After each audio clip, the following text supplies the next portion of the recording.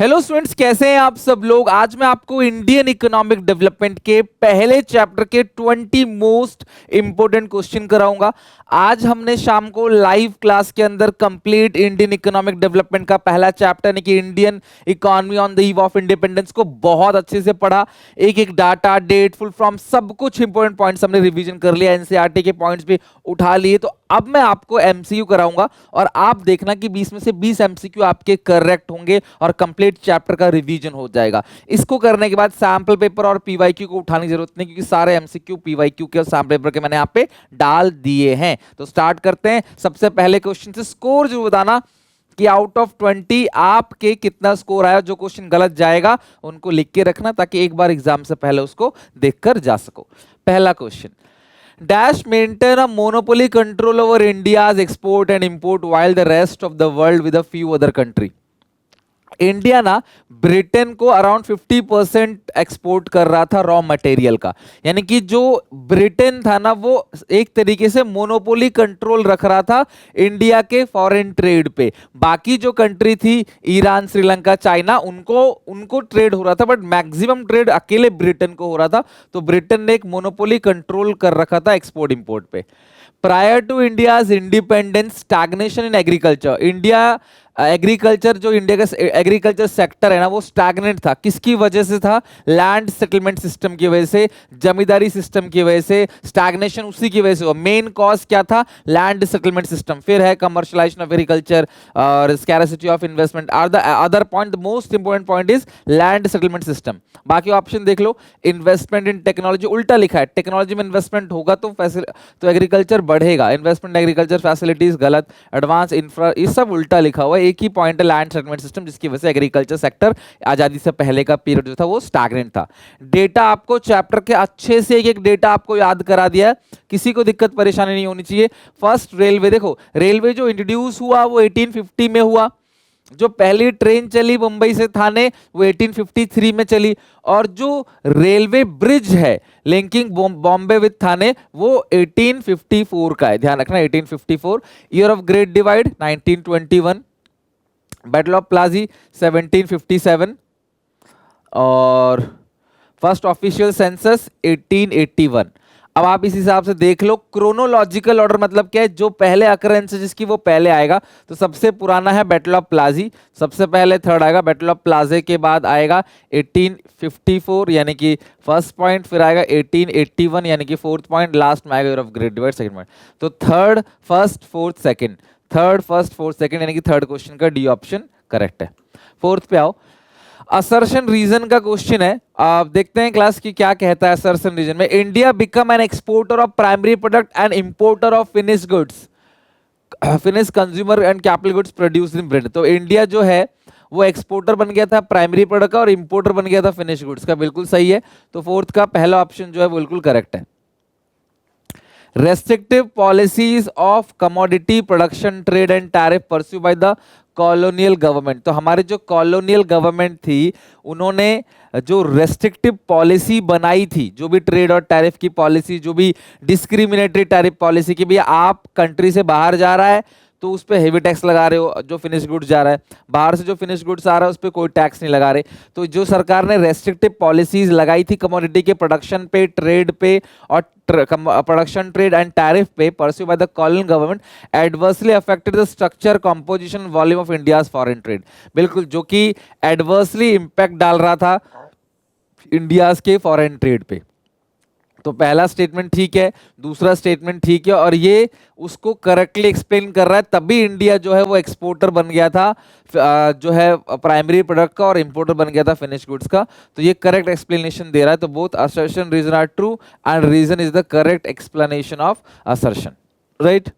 Question 5 पे आते हैं। From the set of the events given in column first and the corresponding year in column second, choose the incorrect pair. आपको incorrect pair बताना है, कौन सा पेयर इनकरेक्ट है। Introduction of railways in India, railway का introduction कब हुआ? 1850 में, करेक्ट है। TISCO, Tata iron steel company, ये 1907 था ना कि 1991, ये गलत है। तो इनकरेक्ट पेयर बी है। बी का सेकंड जो है वो इनकरेक्ट पेयर है। ऑफिशियल सेंसस 1881 में आया था, स्विस कनाल को ओपनिंग हुआ था 1869 में, ये बिल्कुल करेक्ट है। In the Swadeshi movement against the British started in 1905, India started ditching British goods for Indian products. Which of the following would have been likely the impact of the movement? जो स्वदेशी movement चलाया गया था उसका impact क्या हुआ आपको ये बताना है, ठीक है। तो rise in import of raw material का इंपोर्ट तो भैया हम नहीं कर रहे थे, पी तो गलत है, तो जहां जहां पी है वो हटा दो भाई। Rise in import of raw material, स्वदेशी मूवमेंट से क्या हम रॉ मटेरियल को बाहर से इंपोर्ट करने लगे? गलत स्टेटमेंट है। Fall in import from Britain, Britain से इंपोर्ट हम कम करने लगे क्योंकि हम स्वदेशी देश की चीजें यूज कर रहे थे, खादी प्रोडक्ट यूज कर रहे थे। Rise in production of goods in India, rise in production of goods in India तो करेक्ट है, हमारे कंट्री में प्रोडक्शन बढ़ गया। राइज इन एक्सपोर्ट टैरिफ, ये नहीं है, एक्सपोर्ट टैरिफ जो है वो इस स्वदेशी मूवमेंट का इंपैक्ट नहीं है, तो इसका सी ऑप्शन करेक्ट है, क्यू और आर। तो क्यू और आर जो है वो दो इंपैक्ट है किसका? स्वदेशी मूवमेंट का, जो 1905 में चलाया गया, राइट, कि हम ब्रिटिश का सामान यूज नहीं करेंगे। Read the following statement carefully. The British policy led to the collapse of India world famous handicraft industry. बिल्कुल करेक्ट है। ब्रिटिश की जो डिस्क्रिमिनेटरी टैरिफ पॉलिसी थी, उन्होंने हमारा जो वर्ल्ड क्लास हैंडीक्राफ्ट इंडस्ट्री जो फेमस था वो उन्होंने बर्बाद कर दिया। सेकेंड स्टेटमेंट में आते हैं, during the colonial rule in India the contribution of industrial sector to the gross value added increase significantly. बिल्कुल गलत लिखा है, जबकि कॉलोनियल रूल में इंडस्ट्रियल और सर्विस सेक्टर का कोई पोर्शन इंक्रीज नहीं हुआ। गलत स्टेटमेंट है, कोई काम नहीं किया, ना ही कोई कारखाने लगाए, रेलवे के अलावा उन्होंने कोई काम नहीं किया। तो पहला स्टेटमेंट ठीक है, दूसरा स्टेटमेंट गलत है, तो obviously first true second false, तो सेवंथ का ये ऑप्शन करेक्ट है। Statement 1 is true, statement 2 is false. Next है, occupation structure refers to, occupational structure किसको कहते हैं? Distribution of working force among the different occupations. तो जो हमारी कंट्री के लोग काम कर रहे हैं वो प्राइमरी सेकेंडरी टर्चरी में कहाँ कहाँ काम कर रहे हैं, वही होता है occupation structure. Nature of different occupation नहीं, साइज ऑफ वर्किंग फोर्स नहीं, नंबर ऑफ पीपल लिविंग नहीं, ये है distribution of working force among the different occupation. 9. From the following, identify the incorrect statement in the light of India's pre-independence occupational structure. Pre-independence यानी कि आजादी से पहले का जो टाइम था, उस समय हमारा ऑक्यूपेशनल स्ट्रक्चर क्या था, उसके लिए इनकरेक्ट स्टेटमेंट आपको बताना है। Agriculture sector counted the largest share, बिल्कुल करेक्ट है। अराउंड 75% के करीब लोग एग्रीकल्चर पे काम कर रहे थे eve of independence. Industrial service sector grew at a faster rate than agriculture, बहुत गलत लिखा है। इंडस्ट्रियल और एग्रीकल्चर सेक्टर तो अनबैलेंस ग्रोथ था, बिल्कुल स्लो था, है ना। तो क्योंकि प्राइमरी सेक्टर ही ग्रो कर रहा था, सभी खेती बाड़ी कर रहे थे, कारखाने सरकार ने बंद कर दिए थे। Agriculture sector mark distinguish unemployment, देखो ये सारे स्टेट, इसमें इनकरेक्ट स्टेटमेंट जो है ना प्री ऑक्यूपेशनल स्ट्रक्चर के लिए, वो यही वाला स्टेटमेंट पूरा इनकरेक्ट है। अनबैलेंस ग्रोथ तो बिल्कुल ठीक है, बी इनकरेक्ट स्टेटमेंट है। तो एग्रीकल्चर में लोगों को रोजगार मिल रहा था, अनएम्प्लॉयमेंट नहीं था, बी स्टेटमेंट रॉन्ग है। 9th का B.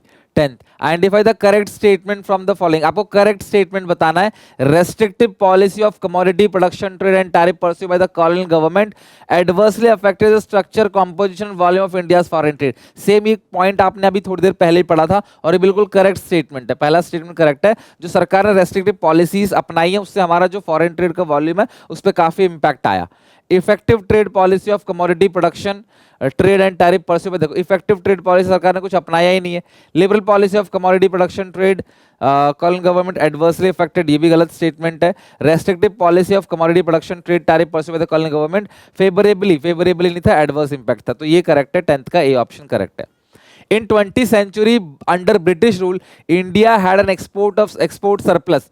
The surplus use to, सरकार के पास जो सरप्लस का पैसा आया क्योंकि हम दबादब रॉ मटेरियल एक्सपोर्ट कर रहे थे, उस पैसे को उन्होंने क्या किया? To invest in capital good industry in India, गलत। कैपिटल गुड इंडस्ट्री में इन्होंने इन्वेस्ट नहीं किया। To invest in capital good industry in Britain, नहीं।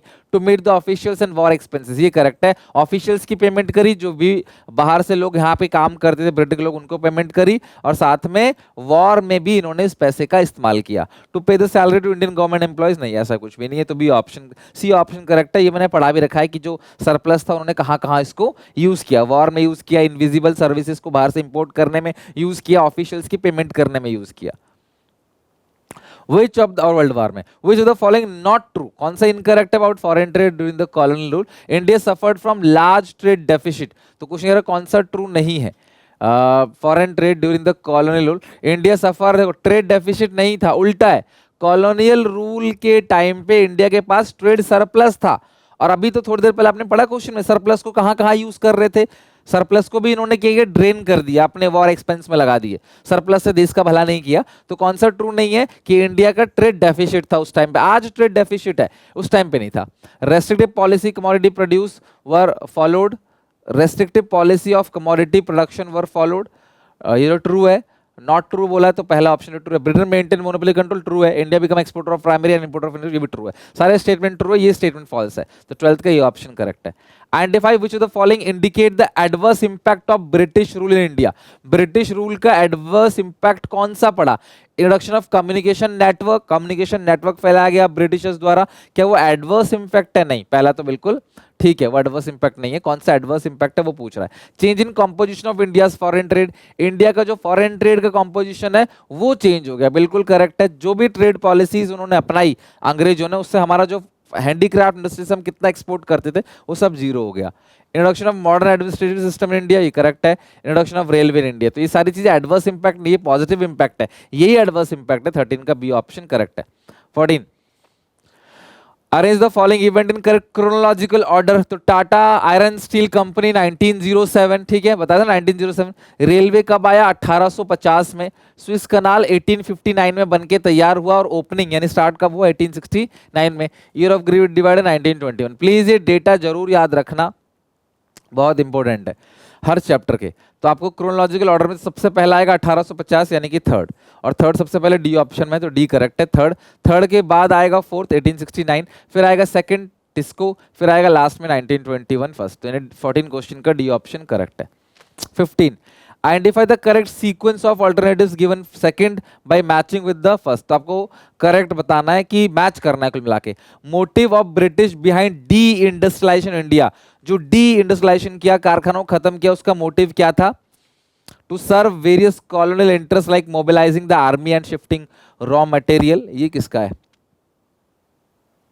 Motive of British behind the industrial development, motive of British behind monopoly control over India foreign trade, to use export surplus to make payment for expenses incurred by official setup। तो ये जो है ना, ये export surplus की बात कर रहा है।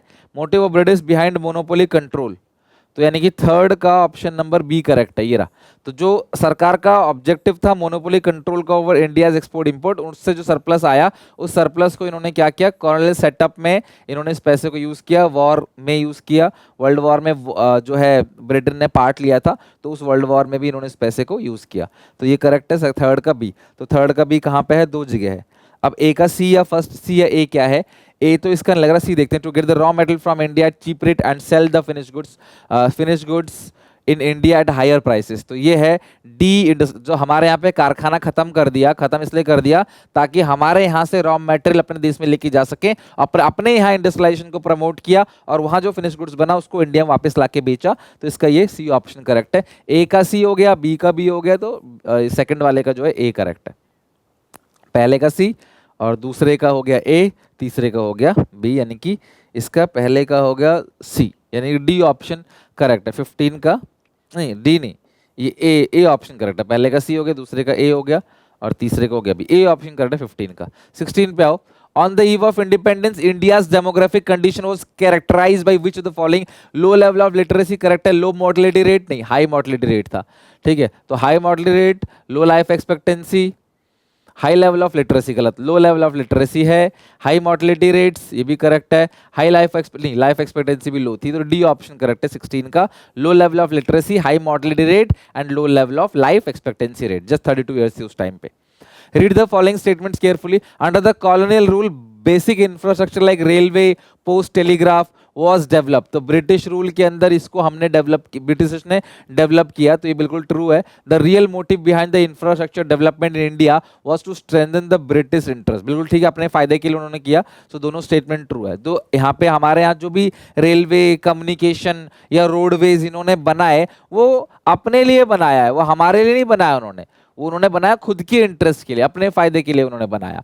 तो 17 का सी ऑप्शन करेक्ट है। 18 पे आओ। Under the British system of land settlement, the jamidars due to the states were fixed. Jamidars due to states were fixed. What did this means for the cultivator? तो देखो यार, जमींदारी सिस्टम में सरकार ने बोला जमींदारों को भैया अपना आप पेमेंट जो है हमें टाइम से कर देना और जितना लूटना है किसानों को लूट लेना। They receive interest investment supports to increase production, गलत।